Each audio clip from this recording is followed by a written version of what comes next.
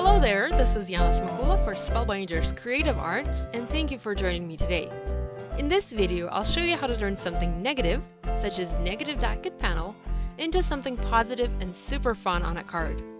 I'm going to be using Spellbinders Die Delights Ooh La La dies, along with a Prism die cutting and embossing machine. So I have the Prism machine. I'm going to set it on my desk and open the flaps on both front and back so that I'm ready to do some die cutting. I have a piece of black cardstock that is cut to 2.5 by 5.5 inches, and the width of this piece is actually predefined by the width of the die cutting machine I'm using today. I'm going to place my Eiffel Tower die from the Ooh La La set on top of this panel. I'm going to align it so that it is centered. I'm going to tape it in place with a small piece of washi tape so that the die doesn't move while I do my die cutting. And I'm going to build my sandwich by placing the paper with the die onto the C cutting plate and covering that with an A base plate. And now I'm all ready to go ahead and cut this out in my Prism. Like I mentioned before, we're doing negative die cutting today, so we won't actually need the die cut shape, the Eiffel Tower, but we will need the negative piece that is left from die cutting this element out. Now, if you were to use the actual die cut, you could also go ahead and emboss it in your machine to add additional detail, and this die easily allows you to do that. We do not need to emboss anything today. So here's our negative panel all nice and ready, and we can go ahead and start using it to build our card. I've already heat embossed a sentiment in white embossing powder at the bottom of this panel, and it reads, "My favorite place to be is where you are." I think it goes beautifully with the Eiffel Tower.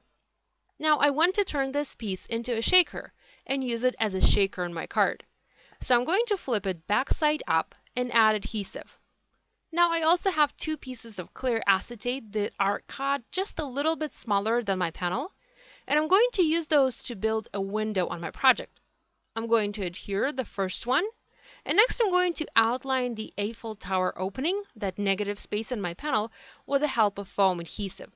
I'm using black dimensional foam adhesive here, and I've cut those squares into strips so that it's just a little easier for me to add them to the card. You can also use foam tape for this. I'm also adding foam adhesive onto the panel around the perimeter so that I'm able to later adhere the panel onto the card and so that the panel stays flat. The next step is to remove the backing paper from this foam adhesive and fill the open Eiffel Tower section with sequins. I'm using a mix of various sequin sizes and also some beads and adding quite a few to the open section in the middle.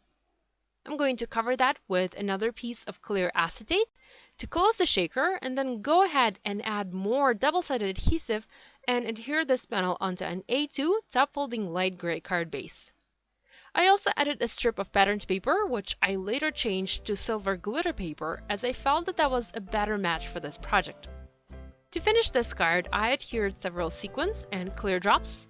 So here's a closer look at this project featuring negative die cutting and shaker element created using Spellbinders, Prism, die cutting and embossing machine, and Die Delights. If you have any questions about this card, please leave them in the comment section below. And be sure to subscribe to Spellbinders YouTube channel for more education and inspiration. Thanks for watching. I'll see you next time.